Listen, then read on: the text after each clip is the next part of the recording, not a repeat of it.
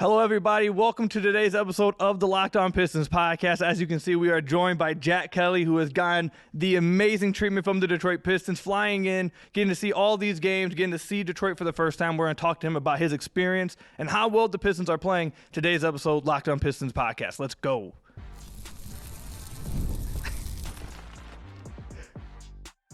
You are Locked On Pistons, your daily Detroit Pistons podcast, part of the Locked On Podcast Network, your team every day. What's the deal? Welcome back to another episode of the Locked On Pistons podcast. Per usual, I'm your host, Ku Cahill. You can find me over on Twitter at Ku Cahill. I want to thank you guys for making Locked On Pistons your first listen of every single day. We're free and available on all your podcast platforms. If you haven't already, head to the YouTube channel at Locked On Pistons. Hit that subscribe button or leave us a 5-star review on whatever podcast platform you're listening to us on. That's another great way to support the podcast. Make sure you guys are heading over to LockedOnDaily.com. Typing in your email, you'll get a Locked On Pistons daily newsletter with your Locked On Pistons daily podcast. And obviously, I'll link down below the playback room so you can watch the Pistons games every night with people like myself and Jack every single night. It's a lot of fun. Also, today's episode is brought to you guys by FanDuel. I know you guys love FanDuel right now. New FanDuel customers can get $150 in bonus bets if your first $5 bet wins. But as you guys can see, we are getting to record in person with Jack Kelly. I'm sure all of you guys have heard of him. You guys probably heard of him before all this. You guys seen him on the podcast, seen him on Twitter. But obviously, he's been flown in by the Detroit Pistons, doing a great job taking care of him. He's gotten to come to see a bunch of Piston games. You guys have seen him got to meet, you got to meet Stu before the game. You got Cade's jersey. You've been getting a great treatment from the organization. I think they've done a fantastic job. Jack, how are you doing today, man? Cool. How cool is this, man? It is. It's cool, man. To do this in person, first of all, thanks for reaching out. Of course. To have me on the pod while I'm in Detroit. Mm-hmm. That's really special to me. But man, it's just been crazy. Like you said, the Pistons have been incredible. I'm literally living out a dream of mine in terms of coming to Detroit, going to games, and then that was just all I've ever wanted. And then everything else on top, the Pistons have provided me and exposed me to, and just getting to meet people. I'm sure we're going to get into it in a moment, but it's just awesome to be here. So let everybody know we're just going to have a free-flowing conversation. There's no structure to all this. We're just going to have some fun here. So we're going to start off talking with Jack about his time in Detroit, things he's seen, things he's loved. So let's start with your first day here. I think the first day you got to go to the Pistons game, right? So we actually got in on Saturday, but we got in late in the afternoon, and we were kind of tired because we've been in New York for a week before, and that was. And let everybody know where you're getting flown in from. I should have included that. That's my fault. That's my fault. You're good. So, for those that don't know, I'm from Australia, Melbourne, Australia, which is kind of down the bottom. So to get here, I booked some pretty dodgy flights. I sent the Pistons some dodgy flights to book for me, so that's on me. But it took me 30 hours to get here. Oh my god! And so we were in New York for the week before, which was really fun. I did some NBA stuff there, content, and then we came here on Saturday. Got here in the afternoon. Honestly, we just got some Uber Eats and went to sleep. We were just really tired. And then Sunday, I think we came to the PPC. It's honestly all a blur, but Monday I felt like was where it really, really started, and that was the first Pistons game. And there was you were asking me just before the show, what's been the highlight? And I think that night, just going to LCA, meeting yourself, meeting so many people at halftime, people reporters like Eric Vincent, Downtown Deuce, content creator, King, all the fans, experiencing all that, and just being at LCA. Was just special. It's hard to describe what it's like watching it on TV compared to being in there. But watching on TV from overseas all the way in Australia and just being in there, just even seeing George Blaha in person. You know what I mean? Yeah, I feel it. Seeing these play and the Pistons took me down courtside just for the shoot around before the game, and just being that close to the players and seeing how huge they are. I'm just you get used to it. I'll tell you, the more you're around them, the more they seem like normal sized people. But definitely the first few times it's whoa, man, what's going on? And you're much taller than I am. I'm 5'9". What are you, 6'2"? You're good. Look, I'll be honest. A lot of people have been asking me about my height. I think I'm I thought I was 6 foot. Maybe I've grown to 6'1". I've been wearing some shoes that give me a bit extra height at the games. Because for that reason, but yeah, I think I'm taller than people expected. But yeah, man, that game was awesome. So there's a lot that happened there, and yeah, it's just that night was really, really special, and the whole week. I remember being at the, by the way, everyone, we are recording this actually at the PPC. I want to thank the Pistons for letting us do this. But also, I was at the game Monday, credentialed, and I was on my laptop while the intros were going on, like getting ready for everything. And I believe it was Eric who bumped me and was like, bro, it's Jack. I didn't even know you were at the game. I didn't know you were at the game yet. I didn't know you had gotten into Detroit yet, whatever. I didn't know they were going to do all that for you. So I look up at the screen, I see you starting up their engine and stuff, and everyone's going hype for you. I'm like, oh, that's super dope. And now obviously we've gotten to see everything else that they've done for you, and we'll talk about that as well. But I thought it was super cool to see you on the Jumbotron and get to have time, obviously, with Hooper in the car and do all that. And then obviously getting to see everything else that they've done for you. I think it's super dope. And I'm super happy for you because I can only imagine. I don't know how you and the rest of the Pistons fans are out of the country. I don't know how you guys can be so committed to a team that's out of, like, I don't know if I could be a fan of a team that's like out of the state. I'm not gonna lie to you. Like, I need to be like close in person. But you guys show an extreme level of commitment and love for the team, which is super dope. So I know that you would love that Monday night that you had with the Pistons. But so what happened after that? So you got to come to the game. You got to start the engine up. What else happened for you that Monday night or leading into the next day? So that Monday, yeah, the starting the car with Hooper, that was AJ, Aaron Johnson, who's been looking after me from the branding team. He just messaged me a couple of days prior and was like, do you want to rev up the crowd? I was like, okay, yeah, I'll do it. And I completely missed the timing on everything and stuff. Did you know that they did that before you had to do it? Yeah, I've seen it a couple of times, and he sent me an example because sometimes it's on the broadcast, sometimes it's not. So like that was just really fun to do that and be down courtside. I got to say hi to Stu. Like when I was coming down from the stairs, we kind of locked eyes, and I was like, because like we've DM'd a few times on Instagram, and like I made a video about him and stuff, so we knew each other. I thought there was a chance I'd be able to say hi to him, but I was like, I'm not going to go up to him in warm-ups. Like there's like 15 minutes of the game, not going to do anything. And he just ran over to me, dapped me up. He's a seriously strong individual. Yes, he is. I mean, I posted a video and like he like knocks me right back, and I'm like, and then like it was funny. Like I was just so hyped because he's my favorite player, and I just go in for the chest bump. I saw it. I saw it. I was like, I feel like he was coming in for a chest bump. I wasn't sure. But that was super special. And then the game happened. Pistons. It's a bit of a close one with the Clippers from memory, but then they pulled away at the end. Like I was saying to you, I kind of didn't take a whole lot of that game in. I was just so in awe of like the stadium, meeting people. And then after the game, Cade was walking off the court, and he like nodded like that at me, and I was like, I looked around because I was telling you I was in like the base, like behind the basket in that like bar area. So I think normally it's a VIP area or something. So I was like, oh, there's someone behind me. I look around, no one there. I'm like, and I go to my girlfriend, I'm like, Kate just looked at me. And like I was freaking out because I was like, he's the last person in this entire organization I would expect to have any idea who I am, and then especially to even just like come over and want to say something to me. And then he saw me look around, so he pointed at me because he could tell I was like thinking he was looking at someone else. And then he came over, he said some really nice things to me, and then he just we had like a little moment. He just said, I'm going to go out the back, sign this jersey for you, bro. And just gave me some words of encouragement, which was really, really cool because I did not expect him to have any idea who I am. So my first game was crazy. And then Tuesday, I'm trying to even think. It's been like just so crazy. I think I was back in the PPC, did a little tour of the office and the facility here. Like you've been here a few times. Like from everything I've heard, this is one of the best. No, it's super dope. Yeah. For sure. And like we're in this studio now, like you mentioned, it's like incredible. So just to walk around in here, get a bit of a tour, and everyone's so friendly. And then I think Wednesday, oh man, I'm getting so mixed up. We've done so much stuff. I've seen you've done a lot. Let me help you out. Let me help you out real quick.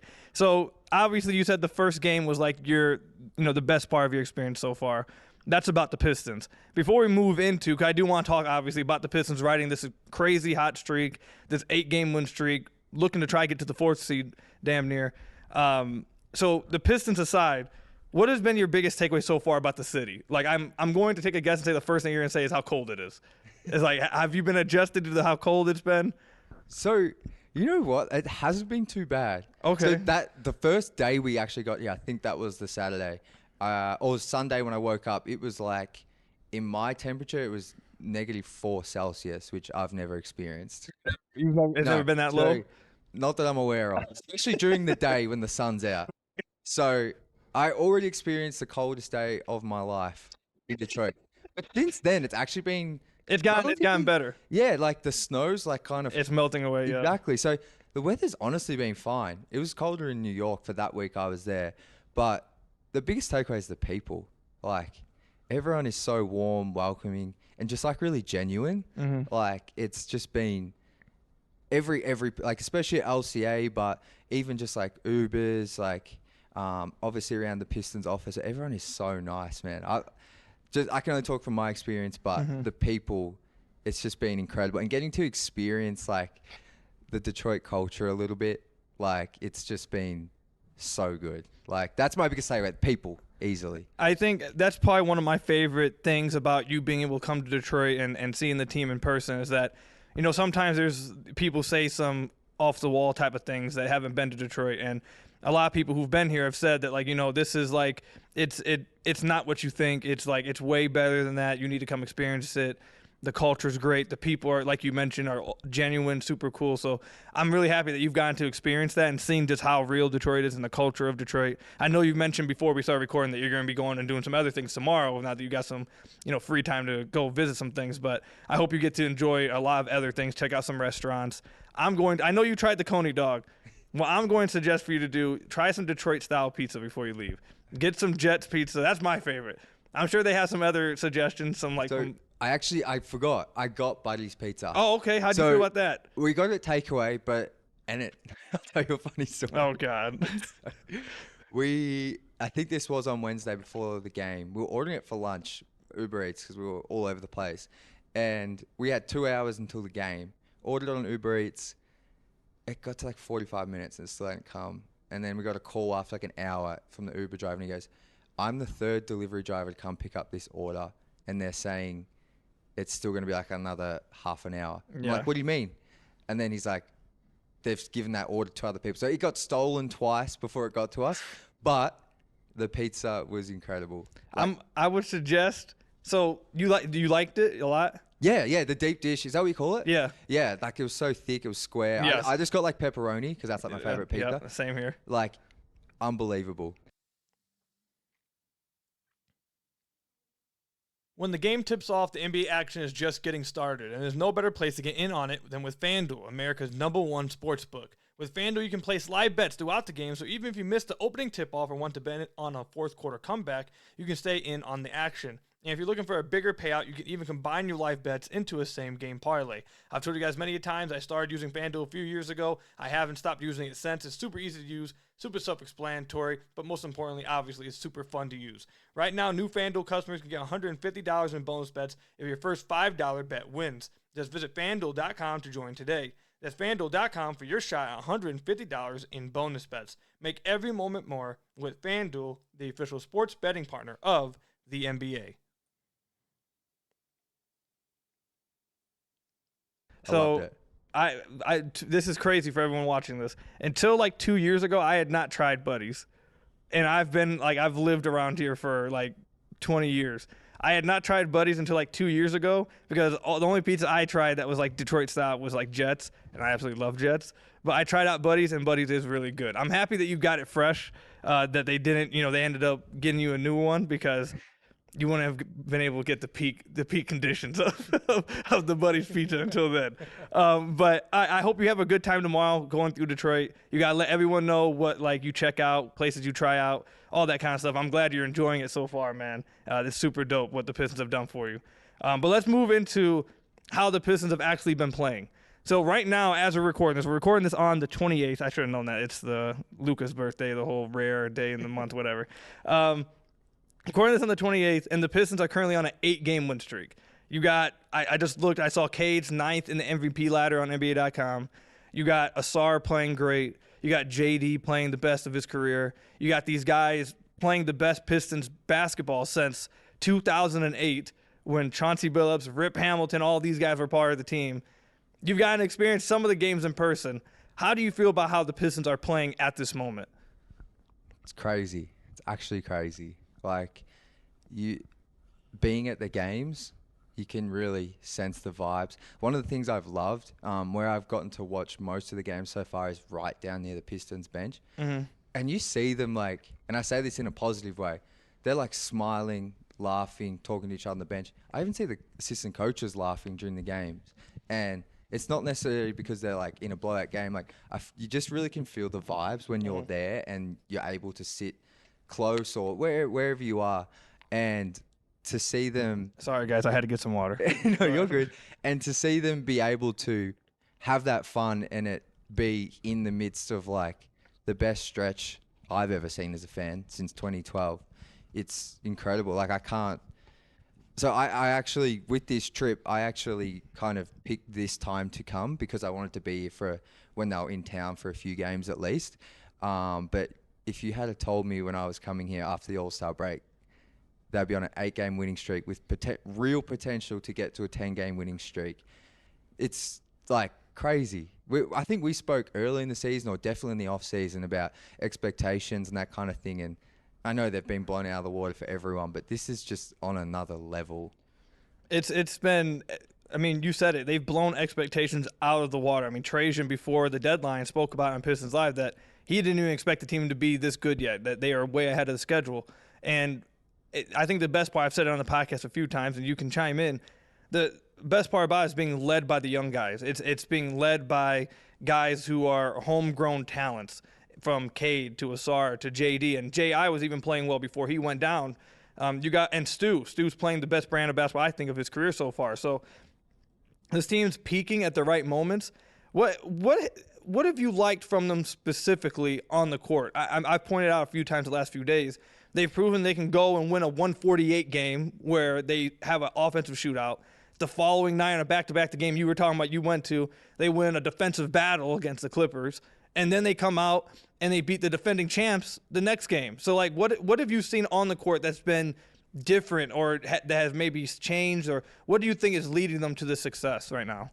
Well, I think to be honest, it kind of starts with Jalen Duren and Asar Thompson at both ends. Like, their chemistry on offense, their passing they have in transition as well. Like, I think JD in particular, like the leap he's taken, and I know you were big on him in the off season, and I think to start the year, everyone who talks about the team was on him, and I think that was fair. I think he even said himself, like he was, I can't remember the exact words, but he knew himself. We can't use the exact words he used on the podcast, but he made it aware that I wasn't playing up to my standards exactly before. So I think a lot of people have said like him figuring out defensively and offensively, like that happening in unison, it really unlocks this team. And I was skeptical of him and Asar, like that being a starting five, with those two in the starting five, but they've proven me wrong. And there was some data last year to say that they do work if you have the tiniest bit of shooting. But those two for me are like the key drivers, because Cade's who he is. Like, I think he's kind of been ascending all season, but he's still relatively the same guy. He's gotten better, but like he's just a superstar. Tobias Harris, I think, needs plenty of love. I think in this stretch in particular, he's been awesome. For the most part, since J.I. went down, he's been really good. But in terms of just like the actual team, I think I've been so surprised with the offense. Yes. And like how good they are at generating transition points. Like, I think they're number 2 in the league, at least in this streak for like fast break points. So those are some of the things I've seen. And I just need to say this, like Asar Thompson in person, you should just buy tickets to go see him. I said it I tweeted it the other day. You got to see him in person on defense. Just watch him for a possession on defense is like you're watching a whole movie. Like it's crazy. I'm not sure I think it was in the Clippers game. Like, he had 5 plays where, like, I think 3 of them were dunks, and then he had this block in the fourth quarter. And I was just like, I'm so glad I just didn't have my phone. I was just present because my phone pretty much died. But like, But I'm sure from everything else you were. yeah, I was just taking it all in. I'm like, this is ridiculous. Like, because there was Derek Jones Jr. on the other team for the Clippers, and he had some sick lobs from Harden where he was like floating. But Asar, I was just like, so like Pistons fans, like Cade is box office, but Asar, if you love athleticism, high flying, buy tickets and go watch him in person. That game you're talking about, he had that one chase down when he started at the end of the court and then chased all the way down to the end of the first quarter and got that block. And then he had that one where he almost hit his head on the rim blocking Harden on that fast. Like it was, he's crazy, man. He's crazy. But to help out what you were saying, to back it up a little bit, I should say, that starting lineup, last I checked, I haven't checked the lineup data after the Boston game, so it should go up, honestly. But last I checked before that Boston game, this new starting lineup of Cade, Asar, Tobias, JD, and THJ, they are outscoring opponents by 9.1 points per 100 possessions. And their offensive rating in that stretch, you mentioned that their offense, that was the question with Asar and JD. Can you generate enough offense with two guys who aren't known for their shooting, obviously?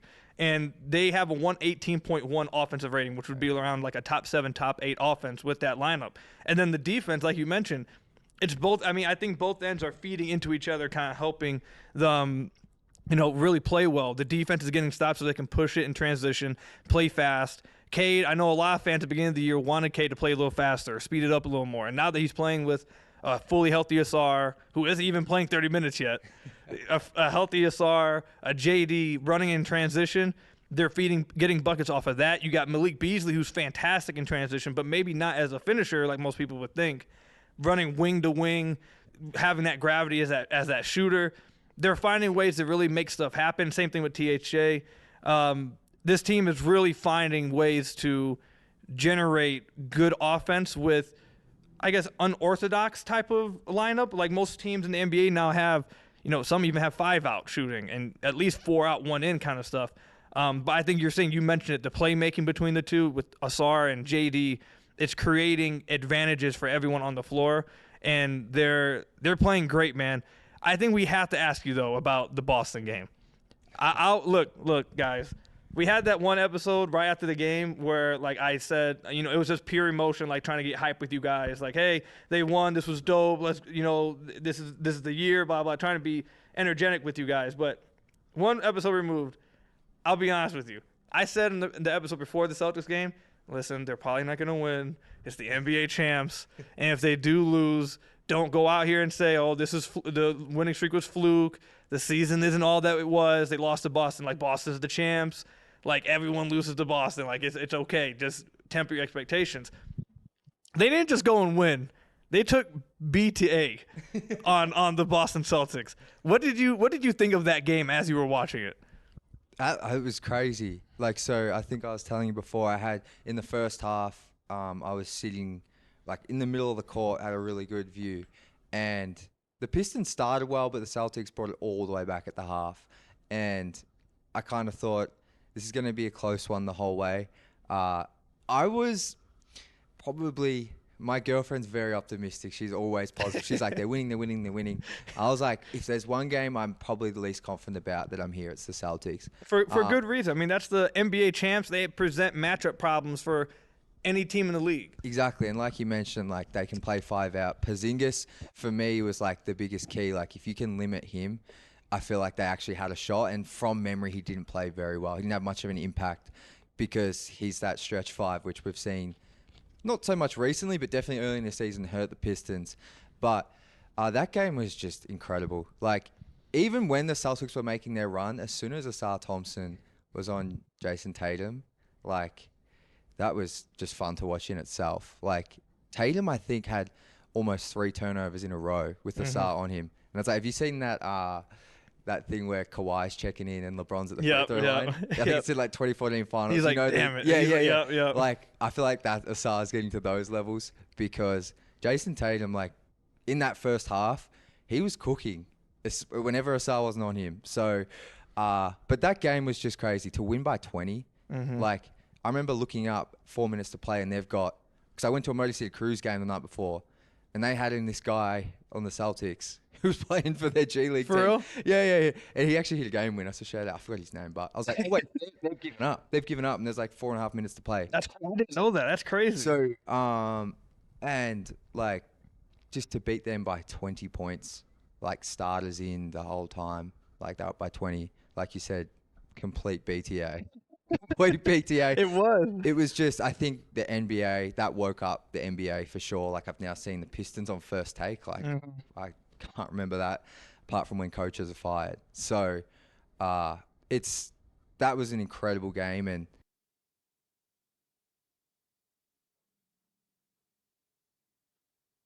I actually want to ask you a question. Go ahead. Like the 8-game winning streak and everything in the way they're playing, like they're a very legit playoff team now, I feel. I'm not saying championship or finals, but like I've gone from like thinking even like probably 2 weeks ago, like I'm confident they're going to win a playoff game now for the first time since I've been a fan, to like we can actually like make some noise. Like where are you with the team? Well, for me, so we had this as an episode like 2 weeks ago, I think, because Cade came out and said, I think it might have been at All-Star break or slightly before, but he was like, my goal is to win a playoff series this year. So at that point we talked about it. We were like, is that a fair expectation? And at that time I was like, Cade can have the expectation. The team should have the expectation. But for fans, I think they should just be happy if they break the playoff drought. They haven't won a playoff game since 2008. So once they do that, I think that in and of itself is the season's already a success. They've been way better than before, but at that time I would say like playoff win, that's good enough. That you live with that. With how they're playing now, and with JD continuing to get better and having consistent effort every possession on defense and really unlocking how he's playing on ball offensively, and Asar getting closer to full strength. I mean, I think he played 29 minutes this last game. We haven't gotten to 30 minutes yet, but he's getting closer and closer. And with how Cade's playing, I don't think there's a team like, for me in the East, there's Cleveland and Boston, and those are the two teams like in their own stratosphere. I think everyone agrees probably they're gonna meet in the Eastern Conference Finals like that. Those are the two best teams in the East. Outside of that, I think the Pistons could beat. I don't think any other team wants to see them besides Milwaukee. I think Milwaukee's the only team that causes some, because Giannis. Any other team, let me put it this way. Any other team they go against in the playoffs, I think Cade will feel like I'm the best player on the floor. Like if you go against New York, I think he'll feel like I'm better than Jalen Brunson. I'm the best player on this floor. I think if you go against The Pacers. Indiana, I'm better than Hallie. Like every game, any series that he checks into that doesn't involve the top two teams in the East and Milwaukee, he's gonna feel like I'm the best player on this team. Or on the court, and I'm gonna lead us to a win. And with how he's played at Madison Square Garden this year, the heated rivalry with the Indiana Pacers, I mean, I think that if they can avoid Milwaukee, 'cause I think Milwaukee would really be a problem because of Giannis. If they can avoid Milwaukee, I think they could win a playoff series. I'm not going to say like they have to do it for me to think it's success. I think it's just on the board that they could actually spoil New York season or Indiana season, or if they end up at the 4 and someone else gets to the 6 or whatever. Like I think the only 3 teams I worry about them against is Milwaukee and then the top 2 teams in the East. I'm with you on that. Like the Bucks, just something about playoff Giannis. I don't know if it's from that 2019 playoff series that like completely different teams, but he's just, and I could just imagine Brook Lopez going on some heater in the playoffs. But I think for me, like, who would you rather out of the Pacers and the Knicks? I think the NBA world should want the Pacers. Like I think if the Pistons could get the Pacers, that just wouldn't be. Now I've said this before. It wouldn't just be like good for Pistons fans or good for Pacers fans. I think that would just be good for NBA fans, because this is like an actual rivalry. You see people talk about all the time, oh, there's no rivalries in the NBA no more. People don't hate each other anymore. These teams do not like each other. Like they do not like each other at all. So I think the NBA world would get an absolute treat if they got to see Pacers Pistons. Can I ask you though, because I want the Knicks, and the only reason I would love to see the Pacers, but my only concern with the Pacers is the mental thing. And like, because we've seen in most of the games, I want to feel they've been very chippy. Both teams clearly hate each other. Like, that's the only thing where I get a bit nervous for the Pacers. As much as I want to see it, I'm like, I'd just be concerned about some of the mental stuff. But maybe from all the experience this season, they overcome it. Does that factor in for you at all? I think in a playoff series, it's definitely a good point. I definitely think it needs to be considered. I would hope, I guess, it would be what I would say. I would hope that JB entering into a playoff series could get through to his guys. Like, we get the history, we get how chippy, how physical it's going to go, but there's a line we can't cross. We have to be locked in. But, I mean, and we saw that last game. Both teams had that circled on the calendar, and we had an ejection in the first 12 minutes of the game. We had 5 technicals. Yeah. So I don't know. Maybe it might get to their heads a little bit if they go against, because it turns into more of a physical, trash talk kind of thing. The Knicks though, so you bring up the Knicks. Let me ask you, are you worried at all with the Knicks matchup when it comes to, like you mentioned, with how Kristaps presents the problem with Cat as a stretch 5? I know their defense has been bad, but their offense, I think, is 3rd in the NBA right now. Does that concern you at all, or do you think the Pistons would be good? Oh, for sure. That Cat, I actually got to watch him in person last week. He's quite funny to watch in person. Super talented, super talented, crazy skilled. If he could just rein in the complaining, he would be even better player. But he scares the hell out of me, Cat. I think, though, the Pistons, in both their wins in MSG, Cat didn't play the first, but he did play the second. Mm-hmm. So I think he does scare me, but I think the only reason I want the Knicks a little bit more... Madison Square Garden? Yeah. Yep. And I feel like maybe Pacers Pistons would be on ESPN because of the rivalry, but I want to be national TV. I want Cade going off in MSG. He's already done it twice this year. I think they do a pretty good job at defending Jalen Brunson. Definitely not that first game, all the way back in October, November, but I think they've got the guys to really make his life hell. And then it's at that stage, try and contain Cat and then just make the others beat you. Both teams though, there's Turner with the Pacers. He's killed the Pistons. Yeah, so he goes off. I think that's why I lean Knicks a little bit, but I mean, we're kind of spoiled for choice in terms of the cinema of it all. Right. No, it's going to be, like you said, it's going to be fun either way because of the Pacers, like we mentioned, with the rivalry. But then obviously New York playing in MSG. I mean, Cade said it before. He lives for those type of moments. So I think he would absolutely love getting against the Knicks. But either one would be cool. I think they could beat either team, though. I don't know if they would be the favorites, obviously. But if they won the series, I wouldn't be shell-shocked or anything. I think they could get it done. But definitely, I think 100% what's going to happen this year, they're going to break that playoff win drought. They're 100% going to get a playoff win. And along with, they've been breaking all kinds of curses lately. I was talking to Vincent Goodwill last episode about this. They broke the losing streak to San Antonio in San Antonio. They broke the losing streak to the Celtics as well. Now they break this winning streak or losing streak in the playoffs. This year is, I think, going to be remembered as a magical year for the Pistons, even without championship or anything like that, because I think this is going to be the year that everything started to turn and everything. And when eventually they reach that kind of heights, you'll look back and be like, this is when it started. This is when everything kind of went our way. I want to ask you, what are you most looking forward to the rest of the year now? So we've gotten, we're in the midst of the best basketball of the year. We're about to enter March. What are you looking forward to seeing from the Pistons the rest of the year? I just want to keep seeing Cade. He needs all NBA and playoffs. Those two things. Because like you said, this year has been magical. I think a lot of us thought this kind of feeling would obviously... it was tough after last season, but I think we all thought deep down, for those that believe in Cade, this kind of season was coming for him and the team. But I think we thought there'd be a bit more we didn't think it'd be straight up like this. But I guess it's kind of funny considering how last season was straight down like this. So, that's just how it's worked for this team. But I think I want to continue to see Cade get that national media love because he's certainly deserving of it with his game, the way he plays. And then just lock in that playoff spot. I don't want to be in the play-in now. This team's much, they're better than that. And I think, correct me if I'm wrong, are they now 6 games above? Yes, they are. They have a 6-game lead. As of right now, we're recording. That's their lead. And I think Keith Black Trudeau, I'm sure you've had on the podcast. Of course, we call him on the podcast the historian of history itself. So there's this crazy parallel going on right now with one of Grant Hill's 90s Pistons teams. And I know they didn't do a whole lot from memory in terms of winning playoff series, but Grant Hill and Cade are kind of a similar ilk of player, in terms of the superstar elements.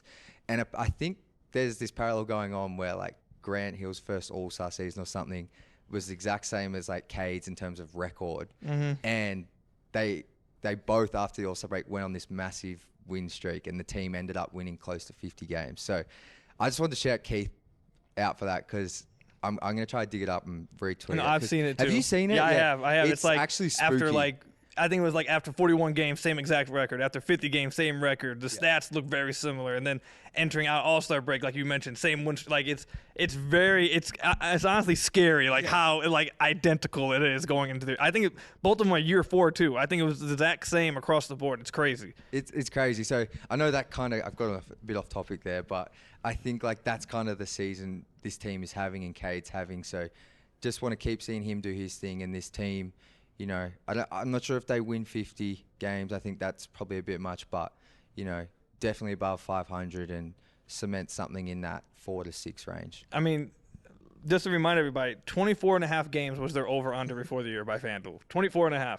They've shattered it before we even hit March. I think they did it early February, shattered it. So this team, like we've said multiple times, this team has absolutely exceeded any expectations that anyone could have had for them. And it being led by Cade and being led by, I mean, we've said it, I mean, when we had you on the podcast earlier in the year, if it was going to happen, if something good was going to happen for the Pistons, it wasn't going to have to be just Cade. They were going to need some of the other young guys to step up. And it's rare that you see multiple young guys all take a jump in the same season. Sometimes you get one, sometimes you get two, maybe one takes a step back. But this year, before J.I. went down, J.I. was playing great. Asar is ascending. J.D. is ascending. I think Stu's found his perfect role, and within that role is ascending. You mentioned Tobias. Tobias, I mean, at the beginning of the year, struggled a little bit. But like you mentioned, since January, he's been, I think, great for them, not just off the court, obviously, but on the court. Malik's having, like, one of the best shooting seasons we've ever seen. Zach Lowe tweeted this. I don't know if you saw this, but of any player that has 11 three-point attempts per 36 to shoot 42%, Steph's done it 5 times, which is just like,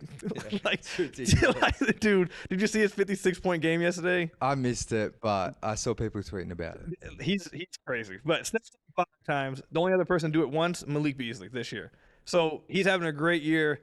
I mean, this team has so many things going for them right now. I think it's just, I'm happy for Pistons fans, but I'm especially happy for fans out of country like you who, you know, started being a fan in the mid-2000s with, you know, the Drummond teams and are starting to see this success, because there's a lot of people who maybe remember the back end of the going to work teams and stuff like that.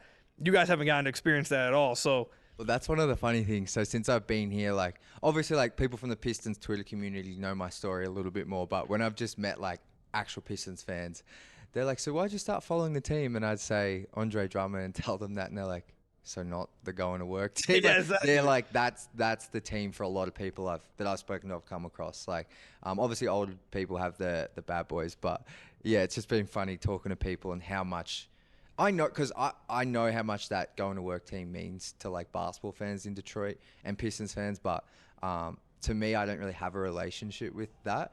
But just hearing it from people here, you really see how much it means to them. That team is held very close to the heart by this city. Like, I think they forever will. But like I said, they're having the best season since 2008. So before we wrap up, I want to ask you this. What are you most looking forward to doing tomorrow during the rest of your time in Detroit? Is there anything you have on your mind that you want to do, that you like? Is there any attractions that you've heard of that you want to go see? Like, what are you most looking forward to doing, if there's anything you've thought of so far? I mean, honestly, just enjoying both these games as much as I can. Wait, I forgot to tell everybody. You got the hoop at what was it, yesterday you did? That was I think Tuesday night. I think Okay. or Wednesday night. Yeah, it's St. Cecilia's. How was it? It was good. I got a busted lip. I got I got to play 2 games. There was 3 teams of 5, and there was we're playing against some big tall guys. Like, I'm not used to people I play back home are like my height, or, you know. So I got some shots up. I made a few shots. It was just fun to like be at such a historic place. Like, because I even said to you, like, one of the things I really want to do here is just get one run in. I don't really care who it's with. Like, I just want to do something in Detroit like that. So for the Pistons to like just even invite me, because like I don't even think they hoop in there much. It was just the timing just worked. Like, that was so fun. But yeah. So go ahead. I just had to let everyone know. I want everyone to know that you got to do that, 'cause that was super cool to see. But go ahead. What are you looking forward to? You said the games is what you're looking forward to now? That honestly, number one is just enjoying the game against the Nuggets tonight or Friday night, and the Nets game, Killian Hayes revenge game. Will you be there for that? No, I'm not. I won't be there. But I will be watching, obviously. Not as media. You might be there as a fan. No, I won't be there. I'll pick something. I won't be there. You know what's crazy is that when his G League team played like last month, I had multiple people hitting me up in the DM saying, "Are you gonna go to this game? Are you going?" I was like, "Listen, if I showed up at this game, if I was spotted at this game, I would be getting destroyed for like months. I would never be able to live it down. So I won't be there. I will be watching. You and KOC, Evan O'Connor. He had a good game last game. That's all I'm saying. That's all I'm saying. But to actually answer your question, I think I'm honestly really going to go try and explore downtown a little bit. Go out for lunch. I want to find some more pizza to try. Should I try Jets? Have you got any recommendations? I would try Jets. But Jets, I wouldn't say is just like it's like Jets is other outside of Michigan too. It's like I think it's in like this whole Midwest area. But I would before you go back, I would try Jets. Yes, I would suggest you do that. Well, might go get some Jets. There's some other places that have been suggested for food. So go try some food tomorrow. And I need to go buy a suitcase, so I might go do some shopping somewhere. Fair enough. You should definitely have a fun time downtown. There's a lot of fun stuff to do downtown. Walk around, especially before we wrap it up. I just want to let you know this: at night, honestly, I wish it was snowing, because at night when it's snowing, you just walk downtown. Everyone's walking around, even the ice rink and stuff. It's a super cool scene. So, but I hope you get to experience a super cool scene anyways. I don't know if you go to clubs or anything or bars. Like there's some really fun bars and clubs downtown as well. So just soak it all in, have a lot of fun. Is there anything you want to let everyone know before we wrap this up? Yeah, I just want to say a thank you to you for reaching out to do this podcasting. It's so cool we're here at the PPC. Yeah, that's really special. But just a massive thank you to the whole Detroit Pistons organization.